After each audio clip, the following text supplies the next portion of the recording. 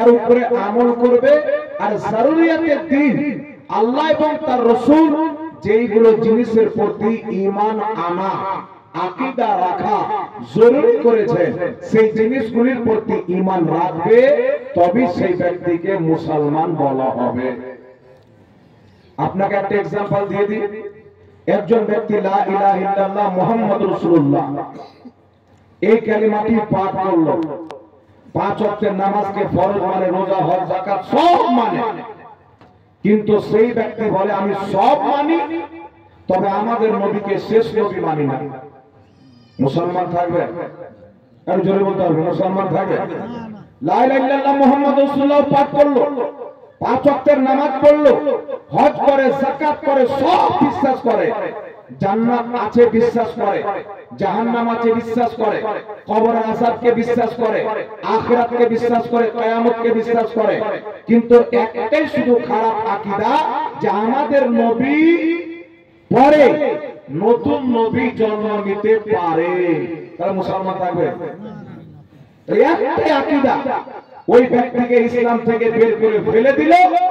যদিও 5 ওয়াক্তের নামাজি থাকে, হাজী থাকে, গাজী থাকে, পরহেজগার থাকে, মুত্তাকি থাকে, 5 ওয়াক্তের নামাজি থাকে, তাহাজ্জুদ পড়নেওয়ালা থাকে, যদি তার আকীদার মধ্যে একটা আকীদা কুফরি হয়, তার কাফির হওয়ার জন্য, চিরস্থায়ী জাহান্নামী হওয়ার জন্য সমস্ত আকীদা খারাপ হওয়ার প্রয়োজন নাই, একটা হওয়াই যথেষ্ট।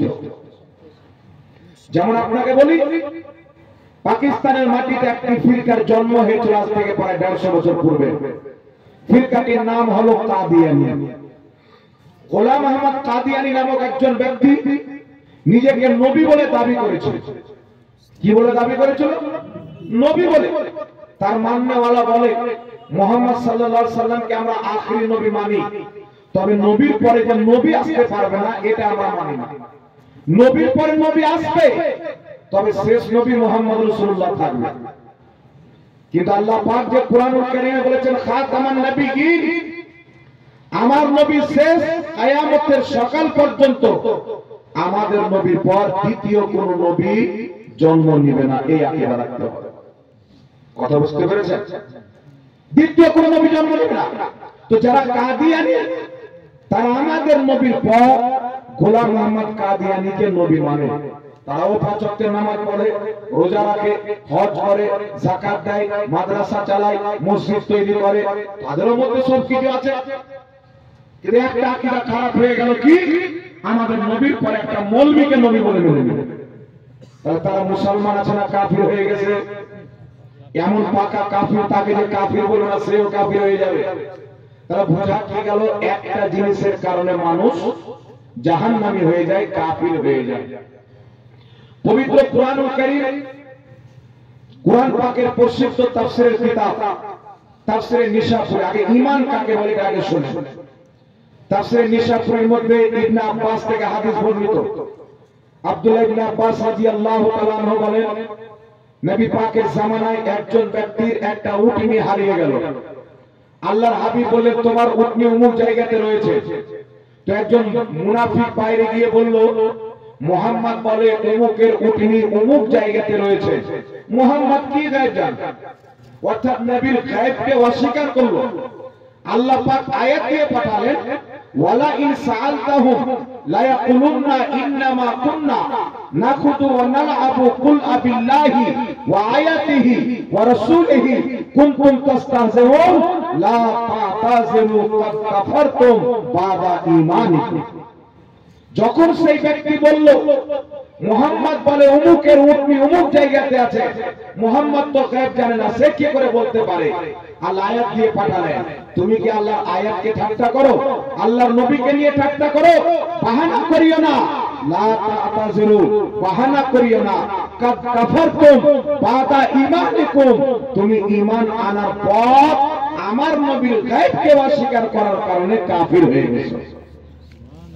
ঈমান তো এনেছিল আমার আপনার পিছনে নয়, মুহাম্মদ রাসূলুল্লাহর পিছনে নামাজ পড়তো, আল্লাহর নবীর সাথে কিরতর ময়দানে যেত, আল্লাহর নবীর সাথে কাবার তাওয়াফ করত, আল্লাহর নবীর পিছনে 5 ওয়াক্তের নামাজ পড়তো, আল্লাহর নবীর সাথে বসে ইফতার করত। এমন একজন ব্যক্তি রাসূলুল্লাহর শানে গুস্তাখি করলো, আল্লাহ তাবারক ওয়া তাআলা নিজেই তার উপরে কাফিরের ফতোয়া প্রদান করলেন। কিসের ফতোয়া প্রদান করলেন? কাফিরের ফতোয়া দিলেন। এখান থেকে কি বোঝা গেল? যদি সে নবীর পিছনে নামাজ পড়ে, যদি যুদ্ধের ময়দানে যায়, যার পিছনে নামাজ পড়ুক, যেখানে নামাজ পড়ুক, কাবায় নামাজ পড়নে वाला, মসজিদে নববীতে নামাজ পড়নে वाला বা নামাজ পড়ানে वाला যদি থাকে, আর সে যদি জরুরিয়াতের দিনের মধ্যে কোনো একটা জিনিসকে অস্বীকার করে, সেই ব্যক্তি কাফির হয়ে যাবে, নামাজ রোজা হজ যাকাত যতই থাকুক। অনুরূপভাবে আরেকটি উদাহরণ কোরআনুল কারীম থেকে। আল্লাহ তাবারক ওয়া তাআলা যখন আদমকে সৃষ্টি করলেন, মহান রব্বুল আলামিন বললেন উসজুদু লি আদম, সমস্ত ফেরেশতাকে এবং ফেরেশতার সাথে ইবলিসকে আল্লাহ বললেন তোমরা আদমকে সিজদা করো। ফাসাজাদু, সবাই সিজদা করলো, ইল্লা ইবলিস, কিন্তু ইবলিস সিজদা করলো না। ইবলিস কে ছিল? 6 কোটি বছরের ইবাদত করনে वाला, 6 কোটি বছর আল্লাহকে সিজদা করনে वाला, কোটি কোটি বছর আল্লাহর ইবাদত করনে वाला, ফেরেশতাদেরকে পড়ানে वाला, আরশের তাওয়াফ করনে वाला। কাকে সিজদা করলো না? আদমকে। সিজদা করার হুকুম কি জন্য হয়েছিল? ইমাম ফখরুদ্দিন রাজি রাহমাতুল্লাহ আলাইহি তাফসীর কবিরের মধ্যে লিখেছে উসজুদু লি আদম, আদমকে সিজদা করো। এর অর্থ এটা নয় যে আদমকে সিজদা করতে বলা হয়েছিল। ইমাম ফখরুদ্দিন রাজি তাফসীর কবিরের মধ্যে লিখেছে আদম কিবলা ছিল, সিজদা নূরে মুহাম্মাদীকে ছিল। সুবহানাল্লাহ, আদম ছিল কিবলা, সিজদা নূরে মুহাম্মাদীকে করতে বলা হয়েছিল। তাফসীর মাযহারি খুলেন, তাফসীর ইবনে কাসির, তাফসীর কবির পড়েন, আপনার বাইরুত লেবানন থেকে কিতাবটি প্রকাশিত হয়েছে। শত শত বছর পূর্বের কিতাব, সকলের গ্রহণযোগ্য কিতাব। সেই কিতাবের মধ্যে লেখা আছে যেমন আমরা কাবার দিকে চেহারা করে সিজদা করি, নামাজ পড়ি কাবাতুল শরীফাতে আল্লাহু আকবার, আমাদের চেহারা হচ্ছে কাবার দিকে, মুখ হচ্ছে কাবার দিকে, কিন্তু সিজদা হয় খোদাকে। তেমন আদমকে আল্লাহ পাক কিবলা বানিয়েছিলেন, আর আদমের পেশানিতে যে নূরে মুস্তাফা ছিল, ওই নূরকে আল্লাহ পাক সিজদা করার আদেশ করেছিলেন। সুবহানাল্লাহ, সুবহানাল্লাহ। এটা কি ইমাম সুরখানী রাহমাতুল্লাহ আলাইহি, সকলের গ্রহণযোগ্য ইমাম, শারা মাওয়াহিবুল লাদুনিয়ার মধ্যে উল্লেখ করেছে যে আদমকে সিজদা করার হুকুম এই জন্য হয়েছিল যে তার পেশানিতে নূরে মুস্তাফা চমকেছিল। সমস্ত ফেরেশতা যখন ঈমানের চোখে তাকালো, আদমের পেশানিতে মুস্তাফার নূর দেখতে পেল, সিজদায় পড়ে গেল। আর ইবলিস যখন তাকালো, নূর দেখতে পেল না, সিজদাকে অস্বীকার করে দিল। তো নবী পাককে নূর তারা মানবে যারা ঈমানদার হবে, ইবলিসের মতন যারা বেঈমান হবে তারা নবীকে নূর মানবে না। এটা সব ক্লিয়ার হয়ে গেছে। এই জন্য পৃথিবীর মুসলমান আপনাকে বলতে চাই, সিজদা কাকে করতে বলা হয়েছিল? জোরে বলে আদমকে, কিন্তু কিবলা হিসেবে আদম ছিলেন, হাকিকাতে নূরে মুহাম্মাদীকে হচ্ছিলেন। এটাই মুফাসসিরিন ব্যাখ্যা করেছেন। সুবহানাল্লাহ। এবার ইবলিস সিজদা করলো না তো কি হবে? 6 কোটি বছরের ইবাদত, হাজারো বছর ফেরেশতাকে পড়িয়ে, হাজারো বছর আরশের তাওয়াফ করেছেন। কোন আরশ? জমিনের কিবলা হচ্ছে কাবা, আকাশের কিবলা হচ্ছে আরশে আযম। সেই আরশের তাওয়াফ যেখানে আল্লাহ পাকের ইস্তিওয়া রয়েছেন, যেমন তার শানের যোগ্য, ইবলিস সেই আরশে হাজারো বছর তাওয়াফ করে, কোটি কোটি বছর সিজদা করে মাত্র আদমকে সিজদা করলো না। আল্লাহ তাবারক ওয়া তাআলা সঙ্গে সঙ্গে তাকে কাফির এবং শয়তান এবং মুরতাদ বলে ফতোয়া দিলেন। এখন প্রশ্ন হচ্ছে, এত বছর সিজদা করনে वाला আমার আপনার মতো 70-80 বছর নয়, 100 বছর নয়, 6 কোটি বছর। আমার আপনার কি আমাদের 14 গোষ্ঠীর বয়সকে যদি এক করা হয়, ইবলিসের বয়সের সমতুল্য হবে না। আপনাদের পুরো পশ্চিমবঙ্গের মানুষ তাদের সিজদাকে গণতি করে যদি ইবলিসের সামনে মোকাবিলা করা হয়, তার সিজদা 7 সমুদ্র পানির সমতুল্য হবে। তার সামনে আমাদের সিজদা এক ফোঁটা পানি হতে পারে। এত বড় আবিদ আদমকে সিজদা করলো না, আল্লাহ পাক বললেন না যাও 6 কোটি বছর আমাকে সিজদা করেছো maaf করে দিলাম। আল্লাহ পাক বললেন না যাও হাজারো বছর ফেরেশতাদের শিক্ষকতা করেছো maaf করে দিলাম। আল্লাহ বললেন না যাও হাজারো বছর আরশের তাওয়াফ করেছো maaf করে দিলাম। আল্লাহ বললেন না যাও হাজারো বছর জান্নাতে থেকেছো maaf করে দিলাম। বরং আল্লাহ তাবারাক ওয়া তাআলা তাকে কাফির এবং মুরতাদ বলে ফতোয়া দিয়ে কিয়ামত পর্যন্ত কুরআন পাকে এলান করে দিলেন নামাজ যতই হোক না কেন, রোজা যতই হোক না কেন, হজ যতই হোক না কেন, যাকাত যতই হোক না কেন, তার অন্তরে যদি রাসূল পাকের আদব না থাকে ওই ব্যক্তি কাফির হবে, মুসলমান হতে পারে। নারায়ে তাকবীর, নারায়ে তাকবীর, নারায়ে রিসালাত, নারায়ে রিসালাত। মুফতি জাহাঙ্গীর হোসেন সাহেব, আমাদের নাম যদি ঈমান হতো কাদিয়ানি নামাজ পড়ে ঈমানদার মানা হতো। রোজার নাম যদি ঈমান হতো কাদিয়ানি রোজা রাখে তাকে ঈমানদার বলা হতো। হজের নাম যদি ঈমান হতো আপনার ইয়াসিদাই হজ করত তাকে ঈমানদার বলা হতো। তাহলে ঈমানদার কিসের নাম? ঈমান হচ্ছে মুস্তাফা জানে রহমতের কদম থেকে নিয়ে মাথার চুল পর্যন্ত কমপ্লিট ঈমান। যারা চোখ বন্ধ করে রাসূলের পাকের ব্যাপারে আকীদা ঠিক করে নিল তারা ঈমানদার হয়। নারায়ে তাকবীর, নারায়ে রিসালাত, নারায়ে রিসালাত। মুফতি জাহাঙ্গীর হোসেন রেজভী, মুফতি জাহাঙ্গীর হোসেন রেজভী, নারায়ে তাকবীর। এই ঈমান আকীদার কথা বলি আমাকে আপনাকে জানতে হবে। আজকে কেউ আপনার কাছে এসে বলে দেয় আমরা সহি নামাজ পড়ি, কেউ এসে আপনার কাছে বলে দেয় আমাদের নামাজ সহি হাদিস মোতাবেক। আপনাকে আমি বলতে চাই যেই জামাতের গুরু কিতাবের মধ্যে লিখেছে আদম আলাইহিস সালাম শিরক করেছে, মুসলমান থাকবে? জোরে বলেন। শুধু আমাদের নবী নয়, আদম আলাইহিস সালাম থেকে নিয়ে মুহাম্মদ রাসূলুল্লাহ পর্যন্ত যদি কোন নবীর ব্যাপারে চুল পরিমাণে খারাপ মন্তব্য করে, আকীদা যদি খারাপ হয় সেই ব্যক্তি কাফির হয়ে যাবে। সকল উম্মতের ঐক্যমত রাসূল করিম সাল্লাল্লাহু আলাইহি সাল্লামের শান মানে চুল পরিমাণে যদি বেয়াদবি করে, রাসূল তো রাসূল, কোন ব্যক্তি যদি আল্লাহর নবীর জুতা মুবারককে জুতি বলে দেয়, নবীর চুল মুবারককে চুলওয়া বলে দেয়, নবীর চপ্পল মুবারকে বেয়াদবি করার কারণে এই ব্যক্তি যতই নামাজ পড়ে ব্যক্তি কাফির এবং মুরতাদ হবে, মুসলমান হতে পারে না। এটা নবীর জুতোর মর্যাদা। তাহলে কোন ব্যক্তি যদি নবীর জাতকে নিয়ে কোন মন্তব্য করে মুসলমান থাকবে? জোরে বলে। নবীর চুলকে যদি চুলওয়া বলে কাফির, নবীর জুতোকে যদি জুতোয়া বলে কাফির, তাহলে নবীর জাতের ব্যাপারে কেউ যদি কটূক্তি করে মুসলমান থাকতে পারবে? ইমাম কাজী আয়াজ রাহমাতুল্লাহ আলাইহি সকলের গ্রহণযোগ্য মুহাদ্দিস শিফা শরীফের মধ্যে স্পষ্ট ভাষায় ফতোয়া দিয়েছেন রাসূল তো রাসূল, রাসূলের জুতা মুবারক চুল মুবারকের যদি বেয়াদবি করে ওই ব্যক্তি কাফির ও মুরতাদ হয়ে যাবে। এইজন্য পৃথিবীর মুসলমান আমরা আহলে সুন্নাত ওয়াল জামাত, এইজন্য মুমিন মুসলমান আমার আমল কম হতে পারে, পাপী হতে পারি, গুনাহগার হতে পারি, চরিত্র খারাপ হতে পারে, কিন্তু আমাদের কলিজাকে যদি কেটে আমাদের কলবকে বের করা হয়, আমাদের কলিজার মধ্যে লেখা আছে ইয়া রাসূলুল্লাহ। আমাদের কলিজার মধ্যে রাসূল পাকের মহব্বত ভরা আছে। এজন্য আপনাকে বলতে চাই উঠান, বর্তমান সমাজের সবচাইতে জঘন্য ফিতনা আপনার ফিতনা বেরিয়েছে, নাম দিয়েছে আহলে হাদিস। আপনারা ভালো করে জানেন এই দলটি বেরিয়েছে বলে সবার নামাজ খারাপ, আমাদের নামাজ ঠিক। আমি মোহাম্মদ জাহাঙ্গীর আলম রেজভী সারা পৃথিবীর লামাযহাবিকে চ্যালেঞ্জ করতে চাই, হিম্মত যদি থাকে আমাদের সামনে বসে আমাদের নামাজকে সুন্নাতের বিপরীত যদি প্রমাণ করতে পারে 10 লক্ষ টাকা পুরস্কার দেওয়া হবে। কিয়ামত পর্যন্ত কোন মায়ের জন্ম হয়নি, আর কিয়ামতের সকাল পর্যন্ত জন্ম হবে না।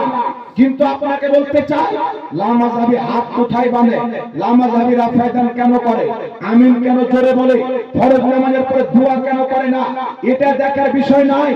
লামাযহাবিদের প্রতিষ্ঠিতা গুরু তাদের ইমাম মুহাম্মদ বিন আব্দুল ওয়াহাব নজভী নিজের কিতাবুত তাওহীদের মধ্যে লিখেছে আদম আলাইহিস সালাম পর্যন্ত শিরক করেছে।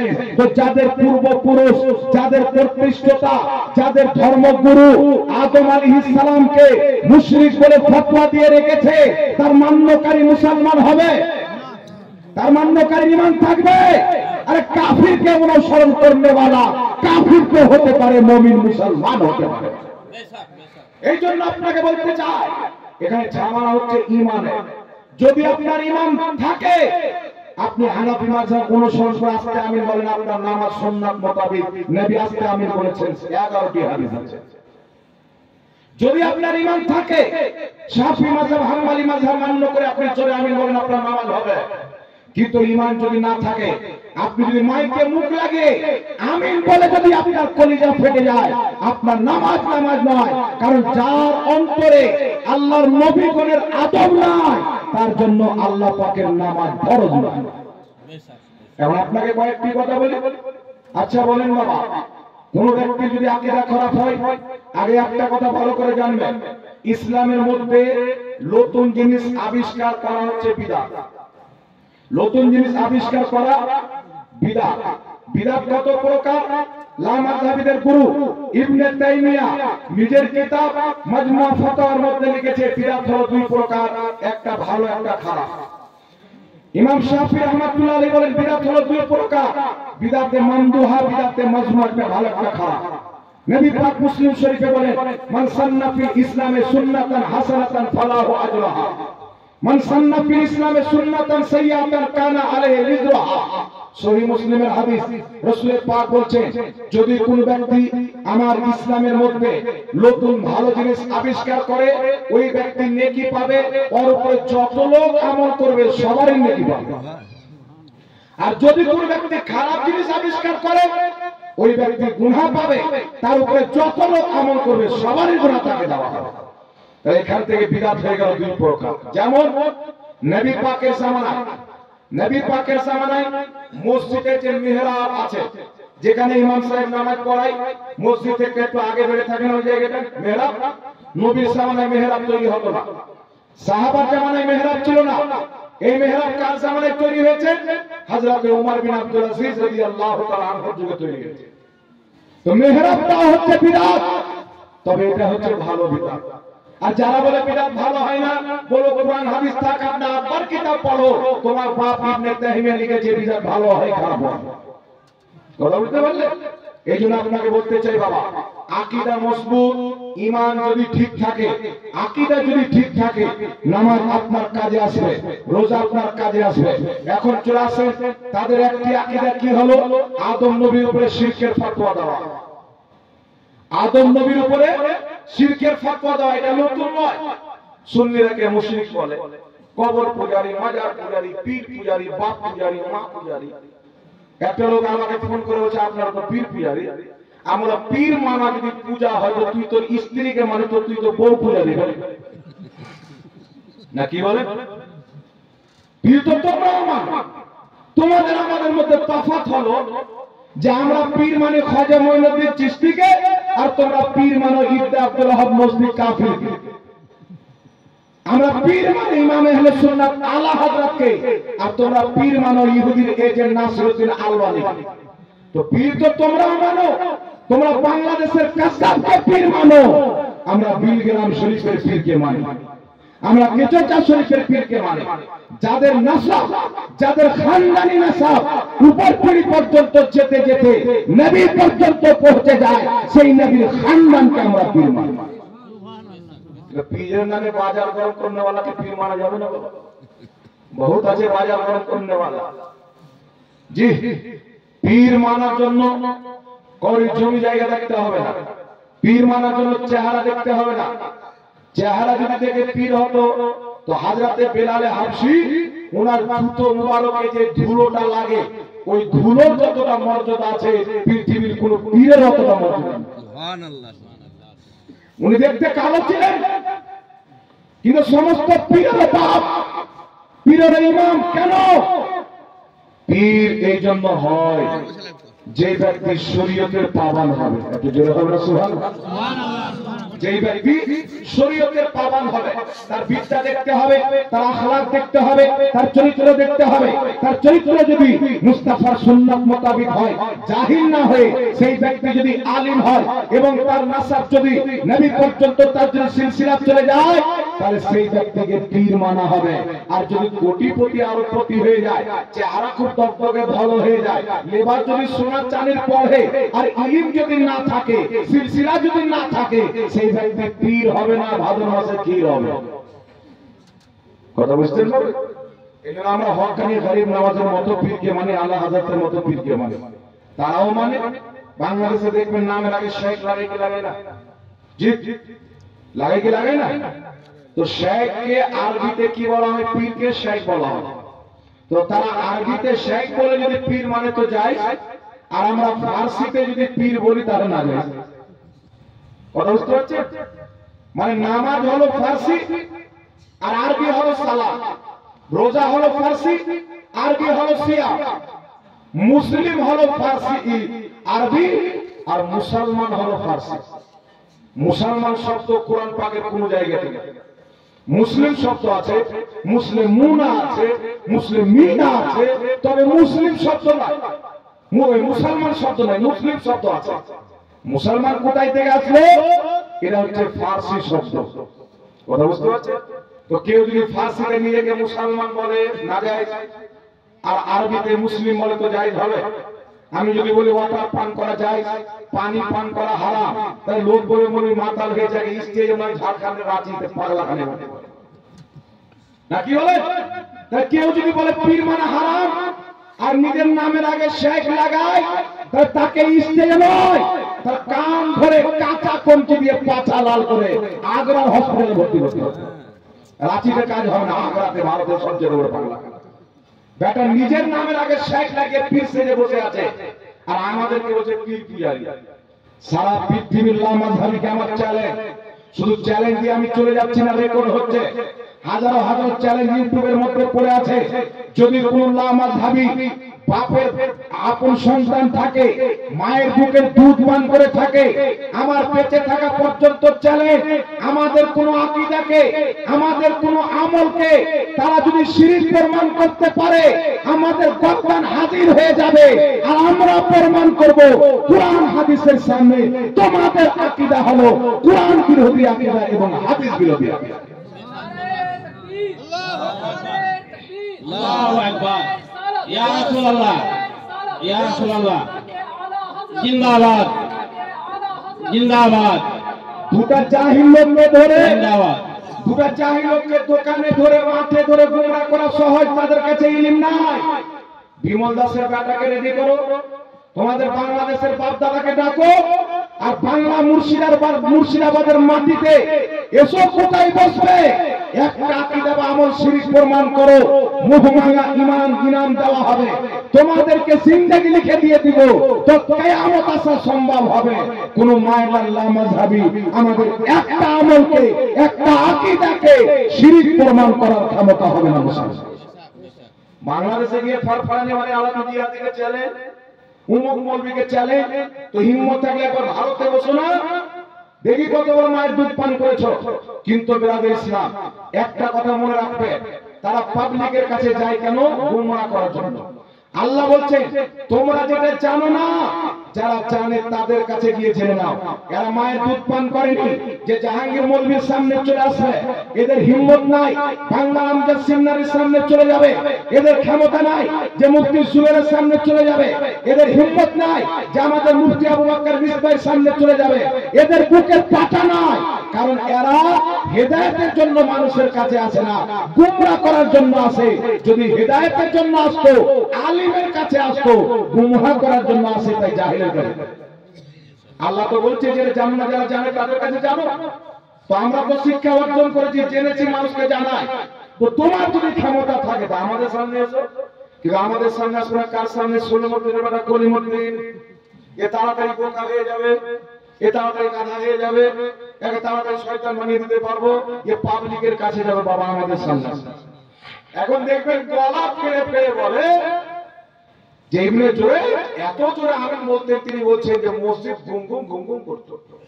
নবীর জামানায় সাহাবীর জামানায় কোনো মসজিদ পাক্কি ছিল না, ওর বাপ গুনগুন অবস্থা বাজিয়েছে। দাদার রাহুল হ্যাঁ দাদার রাহুল হাবিবুল্লাহ সাহেব বলছে ইবনে জোরে, তিনি বলছেন আমরা এত জোরে আমিন বলতাম মসজিদ গুমগুম করে উঠতো।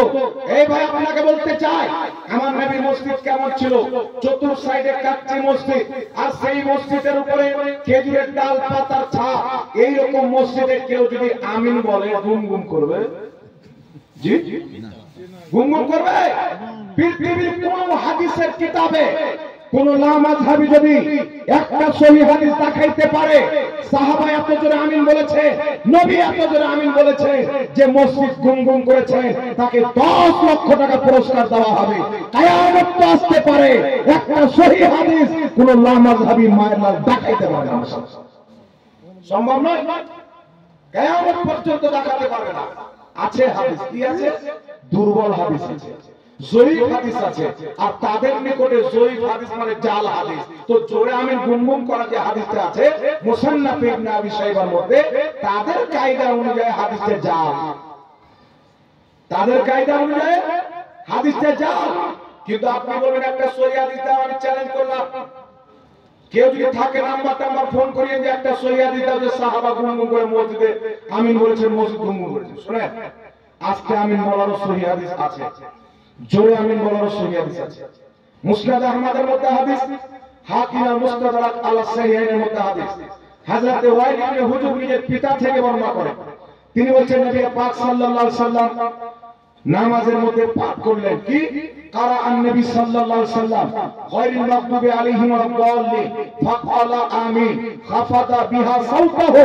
হযরত ওয়াইল ইবনে হুজুর নিজের পিতা থেকে বর্ণনা করে, তিনি বলতেছেন রাসূল পাক গায়রিল মাগদুবি আলাইহিম ওয়াদ-দাল্লিন পাঠ করলেন, ফাকালা আমিন, তারপরে তিনি আমিন বললেন, খাফাদা বিহা সাওতাহু, নিজের আওয়াজকে নীরব রাখলেন, আস্তে আমিন বললেন। যেই মুসনাদে আমাদের যে পৃষ্ঠায় হাদিস আছে সেই পৃষ্ঠার মধ্যে লেখা আছে ইসনাদুহু হাসান, ইসনাদুহু সহিহ, হাদিসের সনদ হলো সহিহ। ইমাম হাকিম হাদিসটি উল্লেখ করে হাদিসের নিচে লিখেছে হাযা হাদিসুন সহিহুল ইসনাদ, এই হাদিসের সনদ হলো সহিহ। হযরত ওয়াইল ইবনে হুজুর থেকে জোরে আমিন বলার হাদিস এসেছে, আস্তে আমিন বলার হাদিস এসেছে। তো জোরে বলাটা কি কারণে ছিল, আস্তে বলাটা কি কারণে ছিল, আমার মতন মৌলভী কি ফতোয়া দিবে?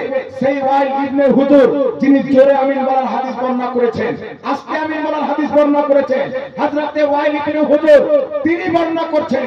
কিতাবটির নাম আল কুনা ওয়াল আসমা লিদ-দুলাবি, ইমাম দুলাবি রাহমাতুল্লাহ আলাইহি লেখা হাদিসের কিতাব, কমবে 1250 বছর পূর্বের লেখা কিতাব। সেই কিতাবে হাদিস নাম্বার 1090 নম্বর হাদিসের মধ্যে ওয়াইল ইবনে হুজুর বলছেন আল্লাহর নবী সাল্লাল্লাহু আলাইহি সাল্লাম জোরে আমিন বললেন, মা আরাহু ইল্লা ইউআল্লিমুনা, আর সেই আমিন জোরে বলার উদ্দেশ্য ছিল সাহাবাকে শিক্ষা দেওয়া। একটু জোরে বলেন সুবহানাল্লাহ। তাকবীর, নারায়ে তাকবীর, নারায়ে রিসালাত, নারায়ে রিসালাত, মাসলাকে আলা হযরত, মাসলাকে আলা হযরত মুফতি জাহাঙ্গীর আলম সাহেব, মুফতি জাহাঙ্গীর আলম সাহেব। যিনি হাদিস বর্ণনা করছেন হযরত ওয়াইল ইবনে হুজুর, তিনি নিজেই বলছেন নবীদের জোরে আমিন বলেছিলেন মা আরাহু ইল্লা ইউআল্লিমুনা, ওটা এই জন্য ছিল সাহাবাকে শিক্ষা দেওয়ার জন্য, যেন আলহামদুলিল্লাহি রাব্বিল আলামিন এই পুরো কমপ্লিট সূরা ওয়ালা তাল্লিন পাঠ করার পর আমিন বলতে হয়, সাহাবা যেন শিখে নাও। কি সাহাবা যখন আমিন বলতে শিখে নিলেন, আল্লাহর নবী সাল্লাল্লাহু আলাইহি সাল্লামের প্র্যাকটিক্যালি আমল ছিল আস্তে আমিন বলা। এই জন্য পৃথিবীর মুসলমান আস্তে আমিন বলাটাই হচ্ছে নবী মুস্তাফার সুন্নাত। জোরে বল সুবহানাল্লাহ, সুবহানাল্লাহ। এখন কেউ আপনাকে জিজ্ঞাসা করবে, এই জন্য ইমাম বদরুদ্দিন আইনি বলে যে জোরে আমিন বলার উদ্দেশ্য ছিল সাহাবাকে শিক্ষা দেওয়া। যেটা শিক্ষা দেওয়ার জন্য হয় ওটা সুন্নাত হয় না, যেটা প্র্যাকটিক্যালি নবী আমল করেছেন ওটার নাম হচ্ছে সুন্নাত। জোরে বল সুবহানাল্লাহ। মনে করেন আল্লাহর নবী একজনকে ওযু শিখাচ্ছে, এইভাবে হাত দাও, এইভাবে কুলি করো, নাকে পানি দাও, চেহারা দাও, এখান থেকে হাত দাও, মাসা করো, পাও দাও। তো নবী শিখিয়ে দিলেন মানে এটা নবী ওযু করা হলো না। নবী নিজেই প্র্যাকটিক্যালে ওযু করলেন নামাজের জন্য আর কোন ইবাদতের জন্য, ওটাকে নবীর সুন্নাত বলা হয়। তো জোরে আমিন নবী বলেছেন সহিহ হাদিস, এটা শিক্ষা দেওয়ার জন্য। কে বলছে? সাহাবী রাসূল ওয়াইল ইবনে হুজর বলছেন শিক্ষা দেওয়ার জন্য। আর যেটা আস্তে আমিন বলেছেন ওটা নবীর প্র্যাকটিক্যালি আমল। তাই 700 জন ফুকাহা ফতোয়া হিন্দির মধ্যে বলেছেন আস্তে আমিন বলাটাই নবীর সুন্নাত। সুবহানাল্লাহ সুবহানাল্লাহ। কথা বুঝতে পারলেন কি বলছেন? এছাড়া এই যে একটা কিতাব দেখছেন, এই কিতাবটা হাদিস ও মুহাদ্দিসের দৃষ্টিতে সহিহ নামাজ। এই কিতাবটা হাদিয়া হচ্ছে 150 টাকা। শুরু থেকে শেষ পর্যন্ত অসংখ্য হাদিস পাবে। আমি তো একটা দুটা করে বলছি, আরো ডিটেইলস পাবে। আমার বড় ভাই মুফতি আমজাদ হোসেন সিমনানি লিখেছে, তাই এই বইটা আপনাদের ওখানে নিয়ে যাওয়া হবে। আপনারা বসে থাকেন, যারা ইচ্ছুক অবশ্যই বইটা কিনবেন। এবার আপনাকে বলতে চাই বাবা, এই জন্য আমরা আস্তে আমিন বলি। কথা বুঝতে পারছেন? তো নবী আস্তে আমিন বলেছেন, আব্দুল্লাহ ইবনে ওমর আস্তে আমিন বলেছেন, হযরতে আলী আস্তে আমিন বলেছেন, আব্দুল্লাহ ইবনে মাসউদ আস্তে আমিন বলেছেন। একজন নয়, দুইজন নয়, 80 জন সাহাবা থেকে বর্ণিত আস্তে আমিন বলা। সুবহানাল্লাহ সুবহানাল্লাহ। 80 জন সাহাবার নামাজ হয়নি, আমার নবী আস্তে আমিন বলেছেন নামাজ হয়নি। তাহলে কেন এরা এক দুইজন ব্যক্তিকে ধরে ওই শিক্ষা দেওয়ার হাদিসটা পেশ করে বলে জোরে আমিন বলো, শরীফ হাদিসকে পেশ করে বলে গুনগুন যেন মসজিদ করে? আস্তে আমিন যেহেতু নবী বলেছে, চিরকাল যেই মসজিদে আস্তে আমিন বলা হয়, নজদি ওয়াহাবি দুই একটা লোককে ধরে পাগলা কুকুর বানিয়ে ছেড়ে দিল, এরা ওই মসজিদে গিয়ে জোরে আমিন বলছে মসজিদে ফিতনা তৈরি করার জন্য, হাদিস মানার জন্য নয়। নচেত আমি চ্যালেঞ্জ করতেছি, যদি কোনো লামাযহাবী হিম্মত থাকে প্রমাণ করুক আস্তে আমিন বলে নামাজ হবে না, বা সুন্নাতের খেলাফ হবে, হাদিসে আমল হবে না, সহিহ হাদিসে আমল হবে না, এটা প্রমাণ করতে পারেন? কিয়ামত আসবে প্রমাণ করতে পারবে না। এরা হচ্ছে ইহুদি খ্রিস্টানদের দালাল, এরা হচ্ছে খ্রিস্টানদের দালাল। আমেরিকা এদেরকে ফান্ডিং করে। এরা মুসলমানের সমাজে দ্বন্দ্ব তৈরি করতে চায়, মসজিদকে ভাগ করতে চায়, সমাজকে ভাগ করতে চায়, বাপ্পাটাতে লড়াই করতে চায়, খানদানের মধ্যে লড়াই করতে চায়। এটা আমার শুধু বক্তব্য নয়, আমার মোবাইলে আমেরিকার পার্লামেন্টের একটি বক্তব্য রয়েছে। আমেরিকার এমপি বক্তব্য দিচ্ছে, আমরা সৌদি আরবের সাথে চুক্তিপত্র করেছি, ওয়াহাবি মতবাদ, সালাফি মতবাদ, এদেরকে আমরা কোটি কোটি টাকা ফান্ডিং করি আমাদের কাজ করার জন্য। পুরাতন যত কোরআন হাদিসের ব্যাখ্যা, এই সমস্ত ব্যাখ্যাকে আস্তে আস্তে ছাপানো বন্ধ করে আমরা নতুন নতুন ব্যাখ্যা করে মসজিদে যুবকদের হাতে তুলে দিয়ে ইসলামের মধ্যে একটা অশান্তি তৈরি করে নবীর আসল ইসলামকে শেষ করে মুহাম্মদ বিন আব্দুল ওয়াহাব মসজিদ ইসলামকে সারা পৃথিবীতে লাগু করবে।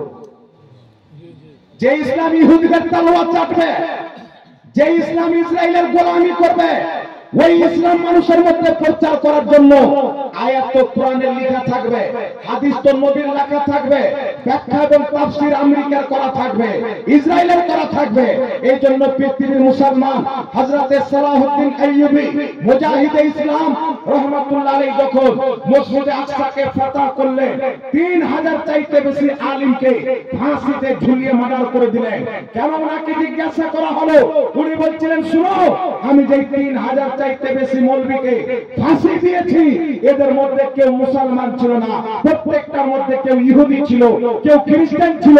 তারা কোরআন হাদিস পড়ে, কোরআন হাদিসের অপব্যাখ্যা করে মুসলমানের মধ্যে, তাদের মধ্যে ঈমানকে নষ্ট করে নবীর দেওয়া শরীয়তকে মিটিয়ে ইহুদিদের দেওয়া শরীয়ত প্রচার করার জন্য মৌলবী ছিল।